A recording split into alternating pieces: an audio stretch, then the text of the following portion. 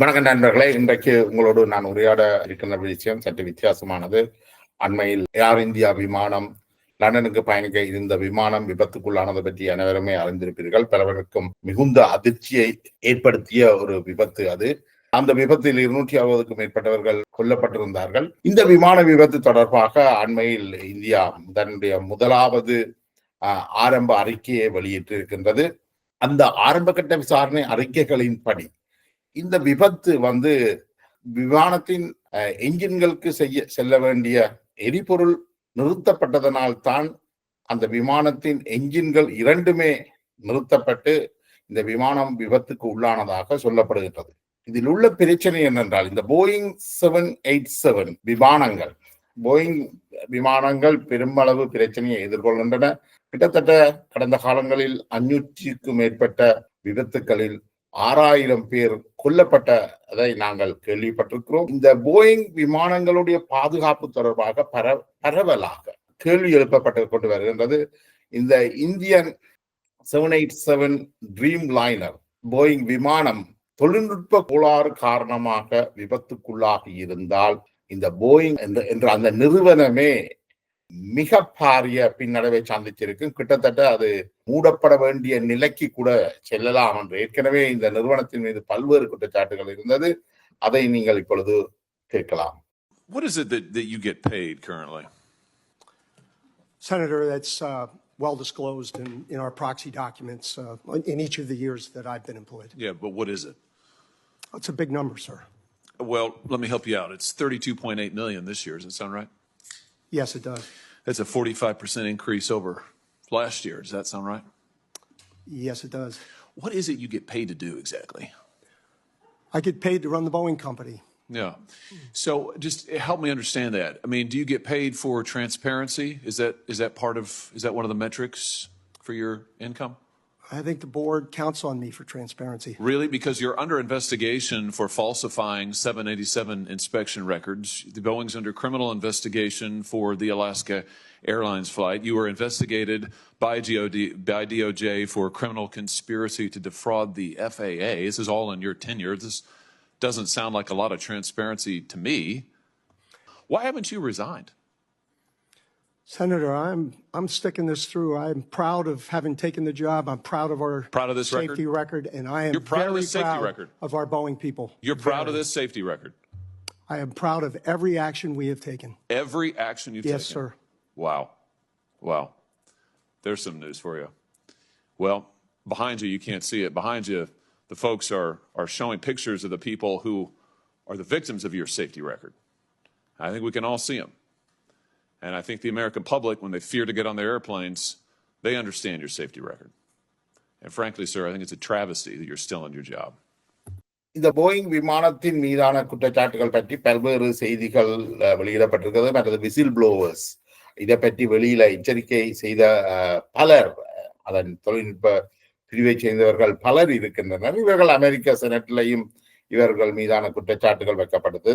அந்த செனட் அதிகாரி போயிங்குடைய நிறுவனத்தின் சிஇஓவை கேள்விக்கு உட்படுத்துவதை நீங்கள் பார்த்திருந்தீர்கள். இதுல இந்த விசில் ப்ளோவர் என்று சொல்லப்படுகின்ற ஜோன் பானட் என்பவர் போயிங்குடைய பல்வேறு விஷயங்களையும் அமலப்படுத்தி இருந்தார். அமலப்படுத்தியதன் மூலமாக அவருக்கு பல்வேறு நெருக்கடிகளும் வழங்கப்பட்டது. அதன் பிற்பாடு கடந்த ஆண்டு மார்ச் 9ஆம் தேதி 2024 அவர் தன்னைத்தானே தற்கொலை செய்து கொண்டதாக அவருடைய அந்த வழக்கு முடிக்கப்பட்டது. இந்த நிலையில தான் இந்த அகமதாபாத்தில் இருந்து வெளிக்கிட்ட ஏர் இந்தியா விமானம் போயிங் ட்ரீம் லைனர் 787 விபத்துக்கு உள்ளான சம்பவம் நிகழ்ந்திருக்கு. அப்ப நாங்கள் விசாரணைகளுக்கு முன்பாக இந்த முடிவுக்கும் வரக்கூடாது என்றாலும், ஆரம்பத்தில் இந்த விமான விபத்துக்களுக்கு பெரும்பாலான முதன்மை காரணமாக இருக்கின்றது பைலட் எரர், ஹியூமன் எரர். அதனைத் தொடர்ந்து மெக்கானிக்கல் ஃபெயிலியர்ஸ், டெக்னிக்கல் ஃபெயிலியர்ஸ் அதுகள் வரும். அதை தொடர்ந்து இந்த காலநிலை ஒரு காரணமாக இருக்கின்றது. அதனை தவிர்த்து பார்த்தால் இந்த தரையிறங்குகின்ற பொழுது நல்ல வியூ, தெளிவாக பார்க்கக்கூடிய நிலைமைகள் இல்லாமல் இருக்கின்ற பட்சத்தில் விபத்துக்களாவது, பெரிய பறவைகள் அந்த என்ஜினை இருக்கின்ற அந்த பகுதியில் உள்ளிழுக்கப்பட்டு விபத்துக்கள் நடக்கின்றது போன்ற விஷயங்கள் நடக்கும். ஆனால் மிக முக்கியமான காரணங்கள் பைலட் அல்லது ஹியூமன் எரர், அதனை அடுத்து மெக்கானிக்கல் ஃபெயிலியர், அதுக்கு அடுத்ததாக இந்த காலநிலை மாற்றங்கள். அதை விட வேண்டுமென்றே விமானத்தை கொண்டு சென்று வீழ்த்துகின்ற சில சம்பவங்களும் நடந்திருக்கு. ஜெர்மன் விங்ஸ் ஒரு விமானி உளவியல் பாதிப்புக்குள்ளாக்கப்பட்டு அதனை பிரான்சினுடைய அல்ப் மலைகளில் மோதி இறந்த சம்பவத்தை பார்த்துக்கிறோம். அதை விட பயங்கரவாத செயல்கள் ட்வின் டவர் மீது தாக்கப்பட்ட போன்ற சம்பவங்களும் நடந்திருக்கின்றது. அதை விட இந்த யுத்த காலங்களில் தவறுதலாக ஏவுகணைகள் ஏவப்பட்டு வெடித்த சம்பவங்களும் ஒரு சம்பவங்கள் நடந்திருக்கு. இந்த ஏர் இந்தியா விமான விபத்தை எடுத்துக்கொண்டால் அது பெரும்பாலும் ஹியூமன் எரர் அல்லது தொழில்நுட்ப கோளாறு என்ற விடயத்துக்குள்ளதான் வந்து நிற்கின்றது. இப்பொழுது வந்திருக்கின்ற இந்த ஆரம்ப கட்ட அறிக்கை அந்த 2 விமான என்ஜின்களும் நிறுத்தப்பட்டதை உறுதிப்படுத்தியிருக்கிறார்கள். அதற்கு முதல் வெவ்வேறு காரணங்கள் சொல்லப்பட்டாலும் விமானம் பறக்க எழுந்து 30 செகண்ட்களுக்குள் இந்த விபத்து நடந்திருக்கிறது. இந்த விமானம் பறக்க எழுந்த சில வினாடிகளிலேயே இந்த ஃபியூல் கண்ட்ரோல் ஸ்டாப் பண்ணப்பட்டிருக்கின்றது. அது எந்த காலகட்டத்திலையும் விமானம் பறக்கின்ற பொழுது அந்த ஃபியூவல் இன்ஜின், அதாவது இன்ஜினுக்கு போகின்ற எரிபொருளை நிறுத்துவது இல்லை. அதுக்கான எந்த தேவையும் வருவதில்லை. அப்படி தேவை வந்தாலும் அவர்கள் ஒருபோதும் விமானம் மேலெழுகின்ற பொழுது அதனை நிறுத்தக்கூடாது என்பதுதான் அவர்களுக்கு வழங்கப்படுற மிக முக்கியமான பயிற்சிகளிலே ஒன்றாக இருக்கின்றது. ஏனால் விமானம் பறந்து ஒரு சில 1000 அடிகளுக்கு மேலே சென்ற பிற்பாடு இந்த என்ஜினை நிறுத்தினாலும் அந்த விமானம் ஓரளவுக்கு அந்த காற்றிலே மிதந்து வந்து தரை இறங்குறதுக்கான ஏற்பாடுகளை செய்வதற்கான வசதி இருக்கின்றது. அதான் இந்த ரெட் என்று அந்த விமானம் ஆரம்பத்துல வந்து விமானத்தில் என்ன பழுது ஏற்பட்டிருக்கலாம் என்ற விஷயத்தை முதல் கண்டுபிடிப்பதற்கு துணையாக இருந்தது ஒரு சாதாரண ஒருவர் மொபைல் போனில் எடுத்த வீடியோவை வைத்துத்தான் அந்த ரெட் எனப்படுகின்ற அந்த இயக்கி கீழிறங்கியதை வச்சுக்கொண்டுதான் பின்னர் இந்த விசாரணைகளில் திடீர் மாற்றங்கள் அணுகப்பட்டது. அதன்படி அந்த ரெட் கீழே விழுகின்ற பொழுது அது விழுவதற்கான காரணங்கள் ஒன்று 2 என்ஜினும் ஃபெயிலியர் ஆகிவிட்டதால தான் அந்த ரெட் விழுந்திருக்கின்றது. அப்ப ஏன் அந்த என்ஜின் ஃபெயிலியர் ஆனது என்பதை இப்பொழுது அறிந்திருக்கின்றார்கள். அது 2 என்ஜினுக்கும் செல்லக்கூடிய எரிபொருள்கள் நிறுத்தப்பட்டிருக்கிறது. இந்த எரிபொருளை நிறுத்துவது என்பது சாதாரணமாகவோ அல்லது ஒரு தவறுதலாகவோ நடக்கக்கூடிய விஷயம் அல்ல. அந்த என்ஜினுக்கு போற எரிபொருளை வேண்டுமென்றே நிறுத்தப்பட்டு இருக்கின்றது என்று சொல்லப்படுகிறது. அப்ப வேண்டுமென்றே ஏன் நிறுத்த வேண்டும் என்றது அந்த கொக்பிட்டுக்குள் 2 பேர், ஒருவர் மெயின் பைலட், அடுத்தது கோ பைலட், இருவர் இருந்திருக்கின்றார்கள். அப்ப ஒருவர் இன்ஸ்ட்ரக்ஷனை கொடுப்பார், மற்றவர் அவர் வெளியில பார்த்து இன்ஸ்ட்ரக்ஷன் கொடுக்க, மற்றவர் அதற்கான நடவடிக்கைகளை செய்வார். அப்ப இருவர் உறுதிப்படுத்தித்தான் எந்த விஷயமும் அந்த கொக்பிட்டுக்குள்ளே நடக்கும். அப்ப ஒருவர் எடுக்கின்ற முடிவும் அல்ல. ஆனால் இவர்களுக்கு கிடைத்திருக்கின்ற பிளாக் பாக்ஸ்ல ஒருவர் கேட்கின்றார், இந்த ஃபியூவல் கண்ட்ரோல் ஏன் ஸ்டாப் பண்ணப்பட்டிருக்கின்றத கேட்கின்றார். அதுக்கு அவர் தான் அதை செய்யவில்லை என்று சொல்கின்றார். அதாவது ஏன் சுவிட்சை நிறுத்தினாய் என்று கேட்கப்படுது, அதுக்கு அவர் நான் நிறுத்தவில்லை என்று சொல்கிறார். இது யாருக்கு சொன்னது என்ற விஷயங்கள் இன்னும் தெளிவாக தெரியவில்லை. அப்ப இந்த அறிக்கை வந்து ஓரளவுக்கு பின் பாயிண்ட் பண்ணி இருக்குது எங்க இந்த தவறு நடந்திருக்கின்றது. அப்ப இந்த தவறு வந்து இந்த ஃபியூவல், இந்த 2 என்ஜினுக்கும் போற ஃபியூவல் நிறுத்தப்பட்டதாலதான் நடந்திருக்கு. அவர்கள் அந்த ஃபியூவலை நிறுத்தினாலும் அது சில செகண்ட்கள், ஏன்னால் இந்த விமானத்தை நாங்கள் கவனமா பார்க்கணும் என்றால் இந்த விமானம் எழுந்து பறக்க முற்பட்டு 32 செகண்ட்கள்ல விமானம் விபத்துக்குள்ளாயிட்டது. இந்த விமானம் 1 நிமிஷத்துக்கு அல்லது 2 நிமிஷத்துக்கு மேல பறந்திருந்தால் இந்த விபத்து தடுக்கப்படும். ஆனா இந்த விமானம் பறக்க எழும்புகின்ற பொழுது ஒரு சில வினாடிகளிலேயே இந்த ஃபியூவல் ஸ்டாப் பண்ணப்பட்டதால தான் அந்த விமானம் மேல எழுந்து தனக்கு தேவையான அந்த உயரத்தை அடையல. அது வெறும் கடல்ல இருந்து 600 அடி, தரையில இருந்து 400 அடி உயரத்திலே அது பறந்து கொண்டு இருந்திருக்கு. அந்த கணத்துல தான் அதுவும் அந்த என்ஜின் ஃபியூவல் நிறுத்தப்பட்டிருக்கு. அந்த ஃபியூவல் நிறுத்தினதால விமானம் அதற்கு மேலாக பறக்க முடியாமல் போய்விட்டது. அதற்கு பிறகு அவர்கள் சில வினாடிகளிலேயே மீளவும் ஃபியூவலை செல்வதற்கு அனுமதித்த பொழுதும் ஒரு இன்ஜின் இயங்க ஆரம்பித்திருக்கின்றது, மற்ற இன்ஜினும் விரைவாக இருக்கும். ஆனால் அது இயங்குவதற்கான கால அவகாசம் இருக்கிறது. என்னால் ஏற்கனவே அந்த விமானம் கீழ் நோக்கி பதிய துவங்கிட்டு, என்றால் அவர்களுக்கு அந்த உயரம் இருக்கையில் இவ்வாறான விஷயங்களை சமாளிப்பதற்கான அந்த உயரத்தை அவர்கள் அடையவில்லை. அந்த 32 செகண்ட்ல அவர்களால் அடைய முடியவில்லை. அப்ப அதாலதான் அந்த விமான விபத்து நடக்குது. இப்ப தற்சமயம் இந்த விமானம் கிட்டத்தட்ட ஒரு 1000 அடியை தாண்டி இருந்தால் நாங்கள் இதை பற்றி இன்றைக்கு இதுல கதைக்கிறதுக்கான வாய்ப்பே இருந்திருக்காது. அந்த விமானம் சாதாரண எளிய விமான பயணங்கள் போலவே அது அமைந்திருக்கும். துரதிருஷ்டவசமாக எல்லாமே சில ஒரு 32 வினாடிகளுக்குள்ளேயே இதெல்லாம் நடந்து முடிஞ்சதால அது பாரிய உயிரிழப்பை சந்திச்சிருக்கு. இப்ப பிரச்சனை என்னென்றால் இந்த விமானத்துல ஏன் இது நிறுத்தப்பட்டது, யார் நிறுத்தினார்கள், இந்த எரிபொருள் செல்றதை யார் நிறுத்தினார்கள், ஏன் நிறுத்தினார்கள் என்றதுலதான் இப்ப இந்த கேள்வி நிக்குது. இது ஒரு ஆரம்ப அறிக்கையாக இருக்கிறபடியால் அடுத்த வருகின்ற அறிக்கைகள்ல இது சம்பந்தமான மேலதிக விவரங்களும் தெளிவும் வருவதற்கான வாய்ப்புகள் இருக்குது. இப்ப என்னென்றால் நாங்கள் பார்க்கிறோம் இந்த ட்ரீம் லைனருடைய என்ஜின் சம்பந்தப்பட்ட ஒரு பாரிய பிரச்சனைகளும் விவாதங்களும் அமெரிக்காவிலையும் நடந்து கொண்டிருக்கு. இந்த ட்ரீம் லைனர் வச்சிருக்கின்ற இந்த போயிங் நிறுவனம் பல்வேறு, அதாவது அதனுடைய தரம் மற்றது பாதுகாப்பு விஷயங்கள்ல அவர்கள் பெரிய ரிஸ்க் எடுக்கிறார்கள் என்று சொல்லப்படுது. அவர்கள் தங்களுடைய லாபத்தை மட்டுமே நோக்காக கொண்டு மற்ற எதனையுமே கருத்தில் எடுக்காமல் செயற்படுகிறார்கள் என்ற குற்றச்சாட்டு பல்வேறு தளங்களையும் வைக்கப்படுகிறது. அப்ப இந்த போயிங் விபத்து தொடர்பான இந்த விசாரணை அறிக்கைகள் கூட மிகவும் சந்தேகத்துக்கிடமானதாக எதிர்காலத்தில் அமைகிறதுக்கு வாய்ப்பு இருக்கு. இந்த விஷயத்துல இந்தியாவும் இந்திய அரசாங்கமும் எவ்வளவு உறுதியாக செயற்படும் என்பது மிக முக்கியமான ஒரு விஷயம்.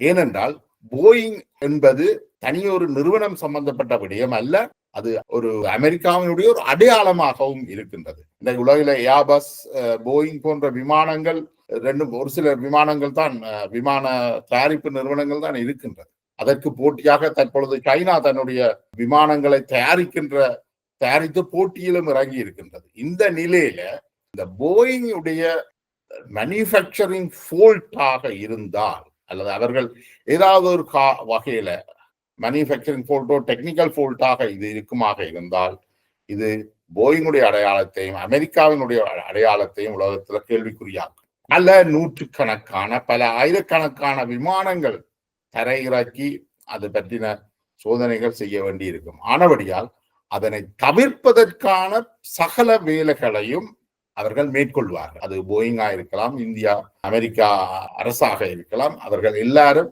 நிச்சயமாக இது தங்களில் இந்த பழி வந்துவிடக் கூடாது என்பதில் மிக தெளிவாக இருப்பார்கள். அதனால சில சமயங்கள்ல அப்பாவிகளான விமான ஓட்டிகள் பழிவாங்கப்படுறதுக்கான வாய்ப்புகளும் இருக்கும். ஏனென்றால் இது சாதாரணமாக இருக்கின்ற மக்களுக்கோ எங்களுக்கோ இந்த விஷயங்கள் இப்ப ஒரு நாளும் தெரிய வர போறீங்க. அதற்காக நாங்கள் இந்த எரர் நடந்திருக்காது என்று சொல்ல முற்றுமுழுதாக நிராகரிக்கவும் முடியாது. ஆனால் இதற்கான 2 பக்கங்களும் இருப்பதை நாங்கள் மிக அவதானத்தோடு அணுக வேண்டும் என்றுதான் முக்கியமா. ஏனென்றால் இந்த சுவிட்சை, அதாவது எரிபொருள் போகின்ற இந்த 2 என்ஜின்களுக்கும் செல்கின்ற அந்த சுவிட்ச் எவ்வாறு நிறுத்தப்பட்டது என்றதுக்கான விடைதான் இங்க மிக முக்கியமானது. அதை அந்த பைலட் நிறுத்தி இருந்தால் அவர் ஏன் நிறுத்தினார், அவர் நிறுத்தவில்லை என்றால் அது எப்படி அது நிறுத்தப்பட்டது, அது ஆட்டோமேட்டிக்காக நிறுத்தப்பட்டதா அல்லது வேறு ஏதாவது தவறுகள் முதல் தரமாக நிகழுதா என்ற விஷயங்கள் கேள்விக்குள்ளாக்கப்பட வேண்டும். அப்ப இதனை செய்வதற்கு இந்தியாவுக்கு ஒரு ஆளுமை இருக்க வேண்டும். அதாவது இந்தியாவுக்கு ஆளுமை என்றால் இந்த சர்வதேச நெருக்கடி, அதாவது அமெரிக்காவினுடைய இந்த போயிங்கினுடைய நெருக்கடிகளை அப்பால் சென்று உண்மையை கண்டறிகிறதுக்கு இந்திய அரசு, இந்தியா நிறுவனம் மட்டும் அல்ல, இந்திய அரசும் முழு மூச்சாக நின்றால் மட்டும்தான் இது உண்மையிலேயே என்ன நடந்தது, இது வெறுமனே ஒரு டெக்னிக்கல் ரிப்போர்ட்டாக மட்டும் வரப்போறீங்க. ஏன்னா இது இல்ல இந்திய அமெரிக்க உறவு இதுல சம்பந்தப்பட்டிருக்கு, போயிங்குடைய பொருளாதார எதிர்காலம் இதுல சம்பந்தப்பட்டிருக்கு. அதே நேரம் சைனா தன்னுடைய பொருளாதாரத்தை வளர்த்து கொண்டு வர்ற அதே நேரம் சைனா தன்னுடைய சொந்த விமான சேவைகளை உருவாக்குவதற்கு முயற்சி செய்து கொண்டிருக்கின்றது. அது வெற்றிகரமாக சில விமானங்களை தயாரித்து உள்ளூரில் பாவனைக்கும் விட்டிருக்கின்றது. ஆனபடியான இந்த விடயம் ஒரு மிக முக்கியமான ஒரு விஷயமாக இருக்கும். அதோடு நாங்கள் பார்த்தோம் என்றால் 1984 போபால் மாநிலத்தில் நடந்த விபத்து. சாதாரணமாக கூகுள்ல டைப் பண்ணினாலே தெரியும். போபால் ஆக்சிடென்ட் என்றால் தெரியும். 28 தொன் நச்சு யூனியன் கார்பைட் வாயுக்களை அந்த பிரதேசத்துல கசிய விட்டு கிட்டத்தட்ட 20,000க்கு மேற்பட்டவர்கள் உயிரிழந்தார்கள். அந்த நாளும் அடுத்த நாளும் உயிரிழந்த 20,000க்கு மேற்பட்ட மக்கள் மட்டுமில்லை, அதற்கு பிற்பாடு இந்த வாயுவை சுவாசித்தவர்களுடைய பிள்ளைகள், அவர்களுக்கு பிறக்கின்ற பிள்ளைகள் கூட ஊனமுற்றவர்களாக பிறந்ததை நாங்கள் பார்த்திருக்கின்றோம். அதனுடைய தாக்கம் தற்பொழுதும் இருக்கின்றது. துரதிருஷ்டவசமாக இந்த யூனியன் கார்பைட் நிறுவனத்திடமிருந்து அந்த மக்களுக்கு எந்த நிவாரணமும் கிடைக்கவில்லை. அதனை பெற்றுக் கொடுப்பதற்கான அந்த ஆளுமையும் இந்திய அரசாங்கத்திடம் எப்போதும் இருந்ததில்லை. இந்திய அரசாங்கம் இந்த யூனியன் கார்பைட் நிறுவனத்தை அந்த மக்களை ஏமாற்றி போட்டு செல்வதற்கு வழிவகுத்துத்தான் கொடுத்தது. இந்தியா அணு ஆயுத நாடு, பொருளாதார வல்லரசு, அப்படி இப்படி என்றெல்லாம் நாங்கள் என்னதான் சொன்னாலும் ஒரு இந்த யூனியன் கார்பைட் நிறுவனம் பாதுகாப்பு அம்சங்கள் எதனையும் கவனிக்காமல் போபாலில் இருந்த அந்த தொழிற்சாலையை இயக்கியதை பலரும் சுட்டிக்காட்டி இருக்கின்றார்கள். மேலும் அந்த வாயு எவ்வளவு நச்சுத்தன்மையானது என்பதும் அது கசிகின்ற பொழுது எவ்வளவு பெரிய தாக்கத்தை ஏற்படுத்தும் என்பதும் யூனியன் கார்பைட் நிறுவனத்துக்கு 1970களிலேயே தெரிந்தும் இருந்தது. ஆனால் இது எல்லாத்தையும் அவர்கள் பணங்களை கொடுத்தும் இந்தியாவுக்கு அழுத்தங்களை கொடுத்தும் இந்திய அரசு இந்த போபால் மக்களுக்காக எதனையும் பெற்றுக் கொடுக்கவில்லை. அப்ப இந்த ஏர் இந்தியா இந்த விமான விபத்து கூட இது போயிங்குடைய அமெரிக்காவினுடைய அழுத்தங்கள் காரணமாக அது சில சமயங்கள்ல விமான ஓட்டிகள் மீதான ஒரு குற்றச்சாட்டாகவும் எதிர்காலத்துல வைக்கப்படலாம். ஆனால் இந்த விமான ஓட்டி சில விபத்துக்கள் வேண்டுமென்றே விமானிகளால மேற்கொள்ளப்பட்டிருக்கின்றது என்ற சம்பவங்கள் உண்மை. அதாவது சந்தேகத்துக்கு இடமின்றி இது என்ன நடந்தது என்பது நிரூபிக்கப்பட வேண்டும். இந்த சந்தேகத்துக்கு இடமில்லாமல் நிரூபிக்க தவறும் பட்சத்துல இது பல்வேறு கேள்விகளையும் தொடர்ந்து எழுப்பிக் கொண்டே இருக்கும். ஏனென்றால் இப்ப சுட்டிக்காட்டப்பட்டிருக்கின்ற இந்த விஷயம், இப்ப ஒரு விஷயம் மிக தெளிவாக இருக்கிறது. 2 என்ஜின்களுக்கும் செல்கின்ற எரிபொருள் அந்த சுவிட்ச் ஸ்டாப் பண்ணப்பட்டிருக்கு. அப்ப அந்த சுவிட்சை பைலட் தான் நிறுத்தி இருக்க வேண்டும் என்றதுதான் வாதம். அதை அவர்கள் அந்த சுவிட்சை உடனடியாகவே மீள இயக்கிய போதும் அந்த ஃபியூவல் அது சென்று அந்த என்ஜின் திருப்பி இயங்குறதுக்கு அந்த நேரம் போது 30 செகண்டுக்குள்ளே. இதுல ஒரு ஃபால்ட் நிச்சயமாக இருக்கின்றது.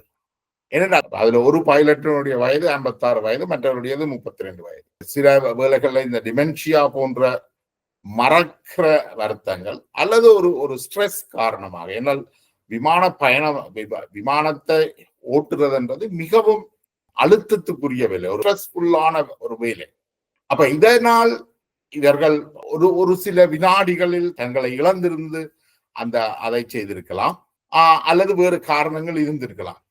இந்த பைலட் டெலிபரேட்லி, அதாவது வேண்டுமென்றே அதை செய்வதற்கான காரணம் இருக்க வாய்ப்பு இல்லை என்றுதான் தென்படுகிறது.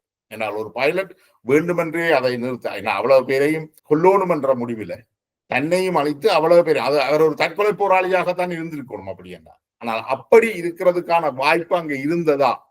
அவர்களுடைய அந்த 2 பைலட்டினுடைய மன உள நிலைகள் கட்டாயமாக, ஏன்னால் இந்த விமானங்கள் ஓட்டுகின்ற பொழுது அவர்களுக்குரிய பயிற்சிகள்ல இந்த மன உள பயிற்சிகளும் நிச்சயமாக இருக்கின்றது. அவர்களுடைய உளவியல் வரலாறுகளும் நிச்சயமாக பதிவு செய்யப்படும். ஏன்னா ஜெர்மன் விங்ஸ் ஓட்டி சென்றவர் 2015ஆம் ஆண்டு ஜெர்மன் விங்ஸ் விமானத்தை ஓட்டி சென்று பிரெஞ்சு ஆல்பில் மோதியவர் ஒரு உளவியல் ரீதியாக பாதிக்கப்பட்ட ஒருவர் என்பது பிற்காலத்தில் தெரிய வந்தது. அப்ப இவர்களுடைய உளவியல் சோதனைகளும் அவர்களுக்கு குறிப்பிட்ட காலத்துக்கு ஒரு முறை நடக்கிறதுக்கான வாய்ப்புகள் எல்லாம் இருந்திருக்கும். அப்ப அந்த அடிப்படையில் தான் இதை நாங்கள் நோக்கணும். அதே சமயம் இந்த போயிங் போன்ற மிகப்பெரிய கோர்ப்பரேட் நிறுவனங்கள் செய்கின்ற ஊழல்கள் இவ்வாறான சின்ன மனிதர்களை பயன்படுத்தி மறைத்து விடுற நிலைமைகளையும் நாங்கள் பார்க்கிறோம். ஏன்னால் போயிங்குக்கு எதிரான அவ்வளவு பெரிய பிரஷர் ஒன்று இருக்கின்றது. போயிங் நிறுவனம் பல்வேறு முறைப்பாடுகளை கொண்டிருக்கிறது என்பது தெரிந்தாலும் சர்வதேச ரீதியில இதை அணுகுகின்ற பொழுது அமெரிக்காவும் போயிங்கும் கிட்டத்தட்ட ஒரே மொழியில் தான் பேசுவார். என்றால் அது அவர்களுடைய அமெரிக்காவுடைய அடையாளம். அந்த வகையில இந்தியாவை பொறுத்த அளவைக்கும் இந்தியா இதை ஒரு ஆளுமையுடன் செய்து முடிக்குமா என்றால், அது தற்பொழுதுள்ள மோடி அரசாங்கம் அதை ஆளுமையுடன் செய்யக்கூடியதா என்றால் அதுல சில கேள்விகள் இருக்குது. என்றால் கடந்த காலம் அவர்கள் அப்படி செய்யும் ஆற்றல் உடையவர்கள் என்பதை காட்டல. போபால் நச்சுவாய் கசிவில 20,000 பேருக்கு மேற்பட்டவர்கள் கொல்லப்பட்டிருக்கிறார்கள். அதை விட காயப்பட்டவர்கள் பல ஆயிரம் பேர். அந்த அவர்களுடைய பிறந்த குழந்தைகள் அங்கவீனமாக பிறந்திருக்க. இவர்கள் எவருக்குமே இதுவரைக்கும் எந்த ஒரு விஷயத்தையும் இந்தியா பெற்றுக் கொடுக்கவில்லை. அப்ப அப்படிப்பட்ட ஒரு இந்தியா இந்த போயிங் விஷயத்துல ஆளுமையோட நடந்து கொள்ளுமா? கிட்டத்தட்ட அது இந்தியாவோட போயிங்குடைய விபத்து நடந்து 40 ஆண்டுகளாக போனாலும் இந்தியா அமெரிக்காவை சவாலாக அவர்கள் மீது அழுத்தங்களை பிரயோகித்து அதை செய்யறதுக்கான வாய்ப்பு இருக்கா என்றது மிக முக்கியமானது. நான் நினைக்கிறேன் இந்த போயிங் விமான விபத்து தொடர்பான பிற்காலத்தில் வரக்கூடிய விஷயங்கள் பற்றியும் நாங்கள் தொடர்ந்து விவாதிப்போம். உங்களுடைய நேரத்தை ஒதுக்கி இதனை பார்த்து கொண்டிருந்த உங்களுக்கு நன்றி.